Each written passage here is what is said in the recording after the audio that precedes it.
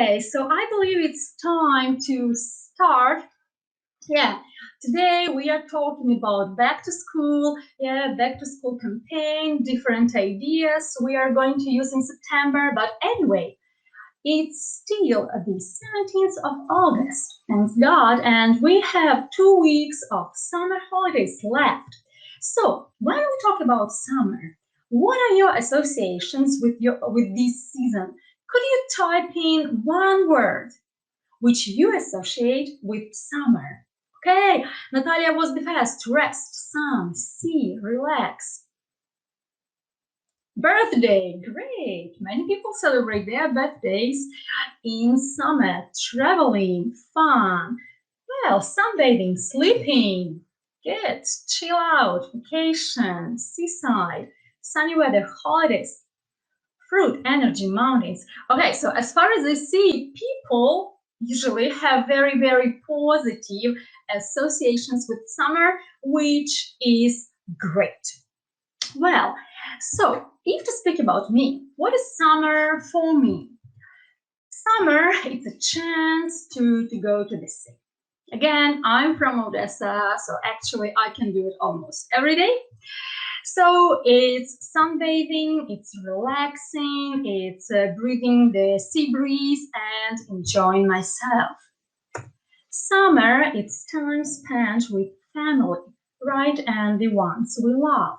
Because usually when it is spring or autumn, we are really busy preparing for classes, checking the tests, doing the classes actually.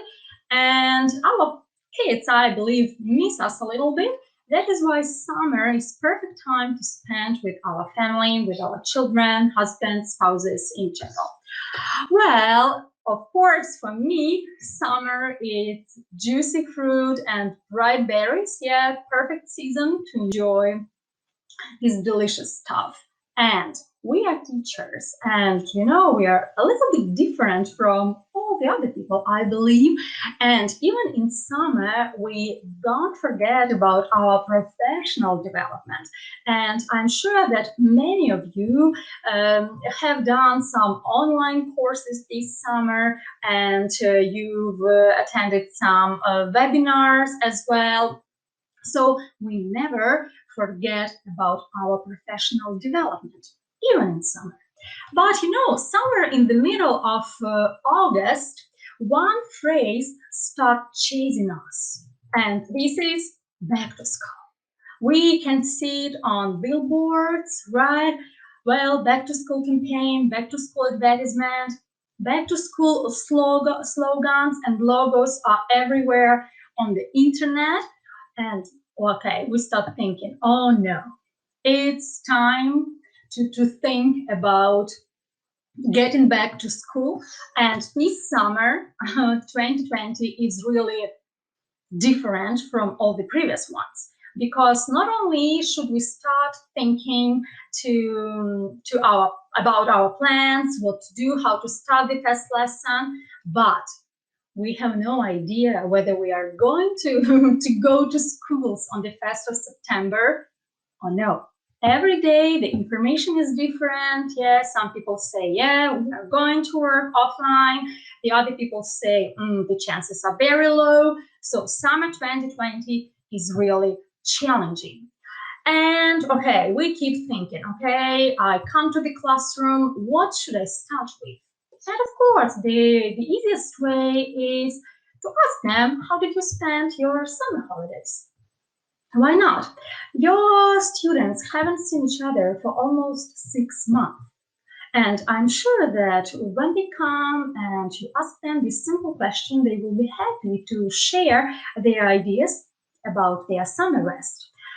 But again, you can ask them to write a composition. Yeah, why not? Pretty nice idea.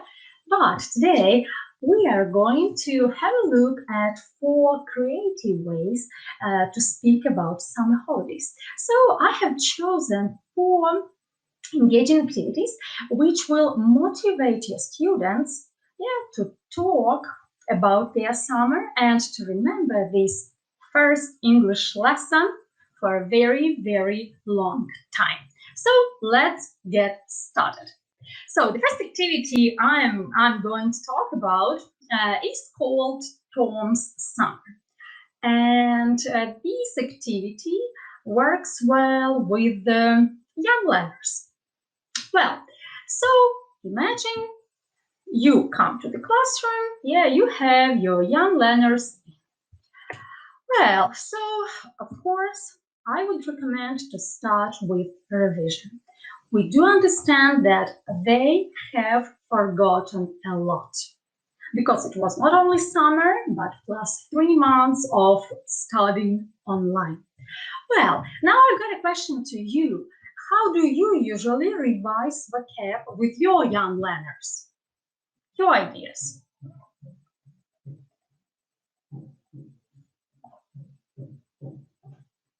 Yeah, we can play games, write pictures, show pictures, flash cards, even videos. Yeah, mind maps, not bad. Flashcards, you can brainstorm the ideas from them, okay. Well, so as far as I see, you have, lots and lots of ideas how to revise the vocab with young learners, and all of them work perfectly well. So my idea here is to use flashcards. Yeah, the most common summer words, the vocabulary they will definitely need to speak about their summer. So I have chosen the following. It can be walking or traveling, riding a bike, going to the zoo, right? Or maybe playing. So the first step is vocabulary revision. So make sure they can remember some vocab. The next step is ask your students to take a piece of paper and to write 2 sentences about their summer. Actually, you should do the same, like demonstrate. Yeah, right. I spent my summer with my family. We went to the zoo together. Then set a time limit and ask your students to work individually to write down their own sentences. 2 sentences only. Monitor and help if necessary. Make sure they use the correct past simple form of the verbs, right? When the time is over, say that now you are going to make a story, and it will be a summer story, and the main character of the story is Tom. So here, bring a soft toy or any kind of a doll to the classroom and introduce it as the main character of this story. Then demonstrate. So take Tom, the toy, and start telling the story, showing that you are actually using your sentences, but you have replaced I with Tom. So you start telling the story like that. Tom spent summer with his family. And the next sentence, they went to the zoo together. Then pass the toy to another student, preferably a stronger one, and ask him or her to do the same, right? To read the sentences they have, but to replace I with Tom and to continue telling the story. Tom swam in the sea and he ate ice cream. Not bad. Then Tom, the toy, goes to another student, who keeps telling the story. Tom played with friends. He went to his grandma. Well, pretty simple activity, but it's a great chance for your students to make up a collective story. Not to speak individually, they might feel embarrassed, they might have forgotten a lot, so it will give them a chance to feel confident and to contribute to their collective story. What else do I like about this activity? You can extend it. If you want your students to listen carefully to each other, you can ask them not only to read their sentences, but also to repeat the sentences which have been said by the other classmates. So they repeat the sentences which have been said previously and then add their own sentences. Well, so that was the first activity, which works really well with the young learners. Yeah, and as you can see, the procedure is very simple, right? First of all, you need to revise the vocabulary. Then the students work individually. They write 2 sentences, and afterwards they tell the story. Open class. Well, so that was our first idea, and now we are moving forward. And the next activity, which I've chosen for us, is called Draw a Summer. You know, usually when we get back to the classroom, we either ask our students to talk about their summer, yeah, and actually they know about it and they know that, okay, it's the first English lesson. Today our teacher will definitely ask us to tell her a few words about summer. Or we can do what? We can ask them to write a composition. But we can be original and we can ask them to draw their story. Why not? So the first step is ask the students to take a piece of paper and to divide it into 4 parts to make sure there will be 4 episodes of their summer. And after that, ask them to draw 4 highlights of their summer. You know, I decided to check that task with my son, who is 12, who is going to the 7th form in September. And now, be ready, that is what he has drawn. So these are 4 episodes of his summer. Be ready that the pictures can vary, right? Boys are not very good at drawing. Maybe they are, but they are not ready to draw nicely using colors and all that stuff. So that is my Mark's summer. Could you, okay, guess what's going on in picture 2? Any ideas? Nice picture, thank you, I will tell him. So, picture number 2, what do you think is going on? Scootering, exactly. Tatiana, you're absolutely right. Yeah, so my son is a big fan of scootering. Yeah, and picture number 2 shows him going for a walk. Yeah, so he's opening the door and holding his scooter. I don't know why he has drawn Gopnik there. No idea, but actually these are his associations with his summer. So remember about time limit, because, well, it might take ages. They might get really involved into the task. So ask them to draw 4 episodes. When the pictures are ready, well, the next step is show them. So ask the students to demonstrate their pictures. And actually, you know, Ludmila is writing that 4 is surfing. No, you know, picture 1, okay, I will reveal the secret. Picture 1 is eating, having breakfast. Picture 2, yeah, it's taking scooter and going for a walk. Well, picture 3, it's riding his scooter a lot, outdoors with his friends, recording all that stuff. And the last one, yeah, it's not surfing, actually, it's sleeping. Yeah, so you can imagine what your students will draw. Well, so when the pictures are ready, ask them to show them. And the next step will be talking about the picture.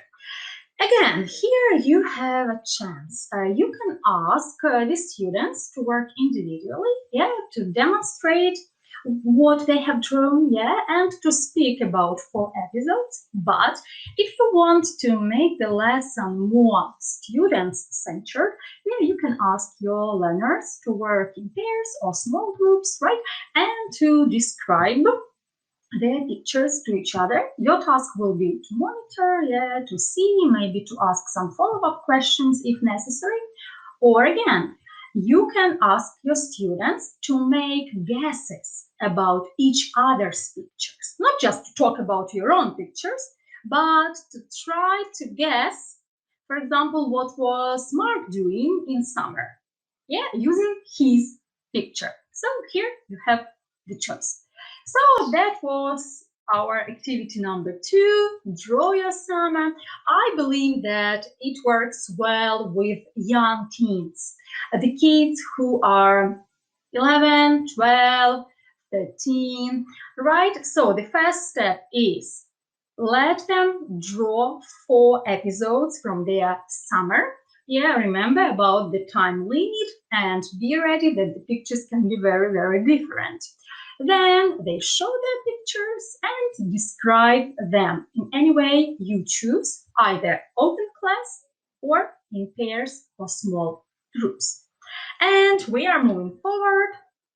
And the next activity we are going to have a look at is called Summer Story. Okay, sounds like nothing special, but it's a summer story with a twist. Again, it's the activity which I'm sure which will work well with all the teens. Yeah, the kids who know English pretty well, who have nice vocabulary and stuff like that. But no matter they are kids or they are school leavers, it's very important to revise the vocab. So the first step here is brainstorm summer words. So write the word summer in the middle of the board, yeah, and ask each student to tell you at least one word he or she associates with summer. The activity which we did with you a few minutes ago, right? So you elicit the vocabulary, yeah, what they can remember, and you might have the list like that. Yeah, summer, it's hiking and friends and working in the garden. Summer is freedom for someone. Okay, when the words are on the board, tell the students that today they are going to make up a story. Divide them into groups. Here, everything depends on the size of your class, right? It can be 2, 3, or 4 groups. It depends. Then ask each group to choose 5 words which appeal to them. So they might choose something like mosquitoes, camping, dancing, friends, snorkeling. Why not? When the words are chosen, ask them to choose the genre of their future story. So before the lesson, on small strips of paper, you can write different story genres, right? A love story, a horror story, an adventure story, a detective story, whatever.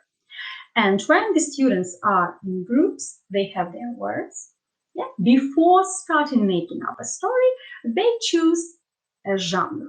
So can you imagine a love story with the words like mosquitoes or snorkeling?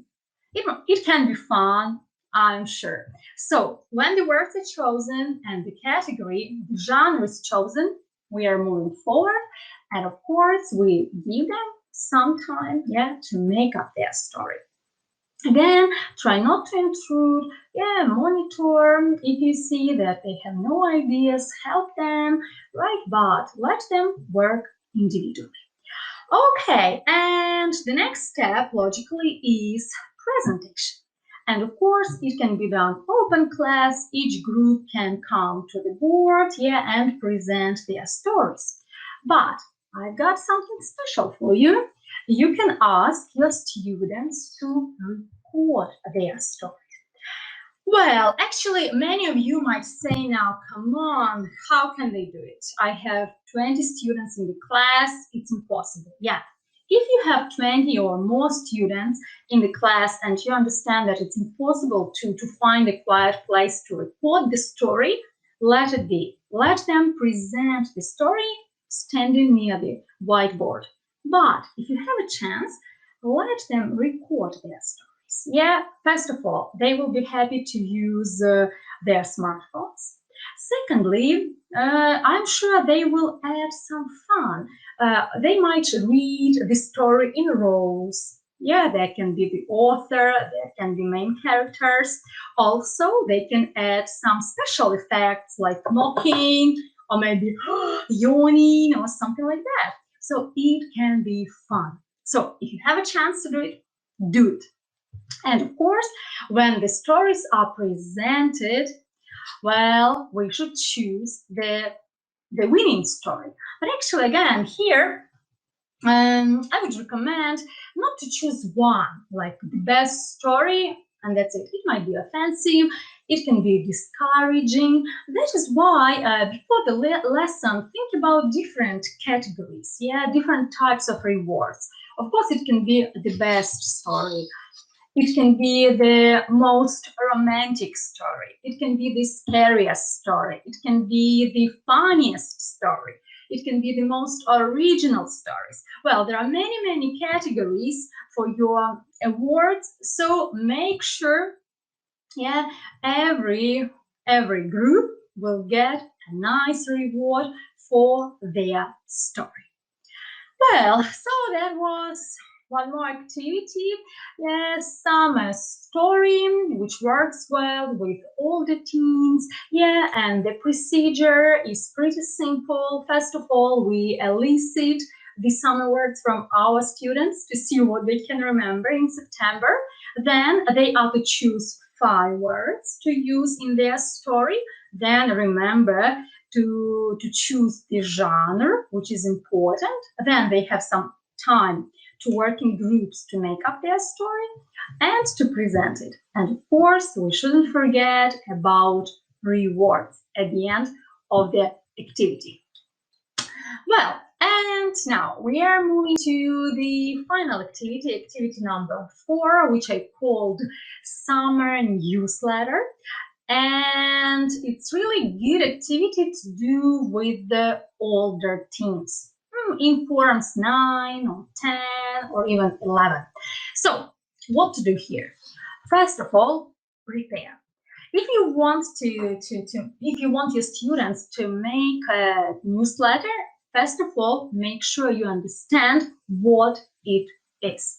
So you can actually demonstrate some samples and explain that a newsletter is a kind of a poster. It's a kind of a poster which contains some interesting information, so a few paragraphs of information and some bright pictures. Usually it is done for advertisement, but actually it can be done for any other reasons. So first of all, make sure you understand what it is and how it looks. After that, prepare some visuals and of course A0 size pieces of paper. The big ones, some pictures. There can be cutouts from the magazines, newspapers, right? Because bright pictures will make their newsletters more interesting. Well, so let them choose the pictures they would like to use, right? And make sure that each group has this big paper, white paper. Okay, when they understand what the newsletter is, then it's important to choose the topic, right? And of course, the easiest topic is Summer 2020. But again, here they might say, come on, Summer 2020 wasn't special, right? Well, due to COVID-19, we stayed at home, we didn't do anything special, nothing to write, no information to include, who knows? But we know that our students are very creative and we can recommend another topic. For example, Dream Summer 2021. I'm sure they will love it because students are creative, they have very good imagination, and I'm sure they will make a nice newsletter dreaming about their Summer 2021. Well, so we have the topic chosen. What's next? Rubrics. Each newsletter has a few rubrics. So what can we suggest? What I saw, what I did for the first time, what surprised me, who I met, why not? Again, if they say that these rubrics don't appeal to them, you can suggest something like the funniest memory, the scariest memory, the most delicious memory, the most amazing memory. Why not? Pretty nice rubrics. I'm sure they will love them. Well, so the rubrics are chosen. Give them again some time to prepare their newsletter, and then it's time to present them. Well, again, to motivate your students to listen to each other, right? Well, ask them to ask follow-up questions, to ask for details like where did you see that? Or, for example, what I did for the first time, why? So there can be different questions they might ask, to show their interest. Well, and that was our final activity, summer newsletter. So, first of all, prepare a little bit. Again, you can ask your students to bring some photos or to bring some, pictures which they associate with summer. I'm sure they will be happy to look through some magazine and to cut out some pictures. Why not? Then let them choose the topic, what they want to talk about. Show them different rubrics which they can include into their newsletter, and of course have a nice presentation.